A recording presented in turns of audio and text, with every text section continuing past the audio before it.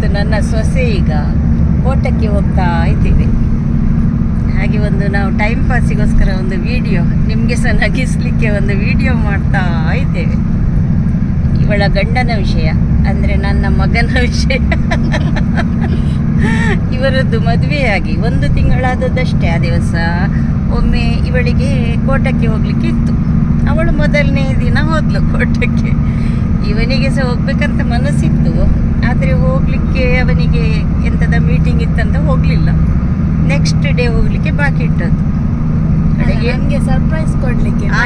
ಹೌದಾ, ಇವಳಿಗೆ ಸರ್ಪ್ರೈಸ್ ಕೊಡ್ಲಿಕ್ಕೆ ಅಂತೆ. ಹೌದು, ಹೇಳದೆ ನೈಟಲ್ಲಿ ಹೋದ. ಗಡಿಬಿಡಿಯಲ್ಲಿ ಅವನ ಕೆಲಸ ಇಲ್ಲ ಆದ ಕೂಡಲೇ ಸೀದಾ ಹೋದ ಕೋಟಕ್ಕೆ. 1 ದಿನ ಅಲ್ಲಿ ನಿಂತ. ಮಾರನೇ ದಿನ ಬರುವಾಗ ಅವನಿಗೆ ಕೀಯಲ್ಲಿ ಇಟ್ಟಿದಂತ ನೆನಪಿಲ್ಲ ಕಾಣಬೇಕು. ಅವಳು ಹುಡುಕಿಕ್ಲಿರ್ಬೇಕು, ಅವಳ ಬ್ಯಾಗಲ್ಲಿ ಅವನು ಹುಡುಕಿದ ಇರಬೇಕು ಅಲ್ವಾ? ಅಲ್ಲ, ನಾನು ಕೇಳಿದ್ದು ಕೀಯಲ್ಲಿ ಇಟ್ಟಿದಂತೆ ಇವಳು ಕೇಳಿದಂತೆ. ಆವಾಗ ಅವನಿಗೆ ಕೀಯದ್ದು ನೆನಪಾಯಿತು. ಅವನ ಎಲ್ಲಿ ಕಾಣಲಿಲ್ಲ ಕಾಣಬೇಕು. ಅವನ ಇದರಲ್ಲಿ ಕಾರಲ್ಲಿ ಸಹ ನೋಡಿದಂತೆ, ಸೈಡ್ ಅಲ್ಲಿ ಇಲ್ಲೆಲ್ಲ ನೋಡಿದ ಕಡೆಗೆ ನನಗೆ ಫೋನ್ ಮಾಡಿದ, ಅಮ್ಮ ಏನಾದರೂ ಕೀ ನಿನ್ನ ಹತ್ರ, ಹೌದು ನಿನ್ನ ಹತ್ರ ಏನಾದರೂ ಕೀ ಕೊಟ್ಟಿದ್ದ ಅಂತ. ನಾನಿರುವುದು ನಮ್ಮ ಫ್ಲಾಟ್ನಲ್ಲಿ. ಅವನ ಕೀ ಕೊಟ್ಟಿದ್ರಲ್ಲ, ಇನ್ನೊಂದು ಎಕ್ಸ್ಟ್ರಾ ಕೀ ಇರ್ತದೆ. ಹೌದೌದು, ಹೌದು, ಎಕ್ಸ್ಟ್ರಾ ಕೀಯ ವಿಷಯ ಕೇಳಿದ್ದು. ಉಂಟಮ್ಮ ನಿಮ್ಮ ಹತ್ರ? ಹೌದು, ನನ್ನ ಹತ್ರ 2 ಕೀ ಉಂಟು, ಎಕ್ಸ್ಟ್ರಾ ಬೇಕಿದ್ರೆ. ಏನು ಅಂತ ಕೇಳಿದೆ. ಏನಿಲ್ಲಪ್ಪ, ನನ್ನ ಕೀ ಕಾಣ್ತಾ ಇಲ್ಲ ಅಂತ ಹೇಳಿದ.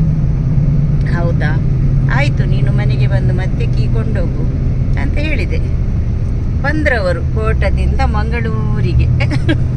ಮತ್ತೆ ಎಂತ ಆಯ್ತಾ, ಸೀದಾ ನೀವು ಮತ್ತೆ ನಾವು ಪಾರ್ಕಿಂಗ್ ಅಲ್ಲಿರುವಾಗ ಒಮ್ಮೆ ನಾನು ಅಲ್ಲಿ ನೋಡಿ ಬರ್ತೇನೆ ಅಂತ ಮೇಲೆ ಹೋಗಿದ್ದೆ.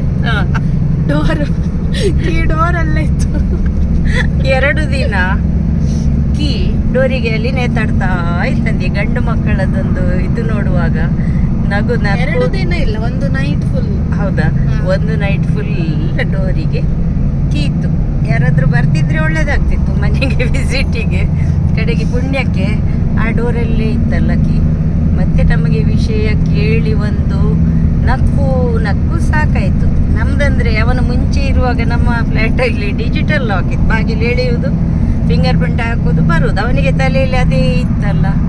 ಈ ವಿಷಯ ಮಾತ್ರ ಮಕ್ಕಳ ಕೈಯಲ್ಲಿ ಫ್ಲ್ಯಾಟ್ ಬಿಟ್ಟರೆ ಹೆಂಡತಿಯರು ಹುಷಾರಿರ್ತಾರೆ, ನಮ್ಮ ಸೊಸೆ ಹುಷಾರಿದ್ದಾಳೆ, ಅದರಿಂದ ಹೆದರಿಕೆ ಇಲ್ಲ. ಈಗ ಅಲ್ಲಿ ಇನ್ನು ಕೀಯ ವಿಲಾವರಿ ಬೇಡ ಅಂತ ಮತ್ತೆ ಈಗ ಡಿಜಿಟಲ್ ಲಾಕ್ ಹಾಕಿದೆ. ಈಗ ಆ ಪ್ರಾಬ್ಲಮ್ ಒಂದಿಲ್ಲ ಅಲ್ಲ, ಸಾಲ್ವ್ ಆಯಿತು. ಈಗ ಇಲ್ಲಿ ಹೋಗುವಾಗ ಗ್ಯಾಸ್ ಆಫ್ ಮಾಡಿದ್ಯಾ ಅದೊಂದು ಕೇಳಲಿಕ್ಕೆ ಉಂಟು, ಆದರೂ ಇವಳಿರುವಾಗ ಹೆದರ್ಲಿಕ್ಕೆ ಇಲ್ಲ. ಗಂಡು ಮಕ್ಕಳನ್ನು ಮಾತ್ರ ಇಲ್ಲಿ ಬಿಟ್ಟು ಹೋಗುವಾಗ ಎಲ್ಲರೂ ಸ್ವಲ್ಪ ಆಲೋಚನೆ ಮಾಡಬೇಕು. 90% ಮಕ್ಕಳು ಹೀಗೆ ಇರಬೇಕು ಅಲ್ಲ. ನಿನ್ನ ಅಣ್ಣ ಹಾಗೆ ಇದ್ದಾನ ಅಲ್ಲ, ಒಳ್ಳೆ ಜವಾಬ್ದಾರಿ ಉಂಟು. ಇಲ್ಲ, ಎಲ್ಲರೂ ಹಾಗೆ ಅಲ್ಲ. ಆಚೆ ಅತ್ತಿಗೆನು ಸಹ ಹೇಳ್ತಿರ್ತಾರೆ, ಅಮ್ಮ ಸಹ ಏನಾದ್ರು ಹೇಳ್ತಿರ್ತಾರೆ. ಹೌದಾ, ಎಲ್ಲರೂ ಹಾಗೆ. ಎಲ್ಲರ ಮನೆ ದೋಸೆ ತೂತು ಹಾಗಾದ್ರೆ. ನಮ್ಮ ಮನೇಲಿ ಸ್ವಲ್ಪ ದೊಡ್ಡ ತೂತು ಮೊನ್ನೆ 1 ದಿನ. ಹೌದು, ಅದೇ ಕೀ ಬಿಟ್ಟು ಬಂದದ್ದು ಮಾತ್ರ ಭಾರಿ ರಿಸ್ಕ್ ಅದು.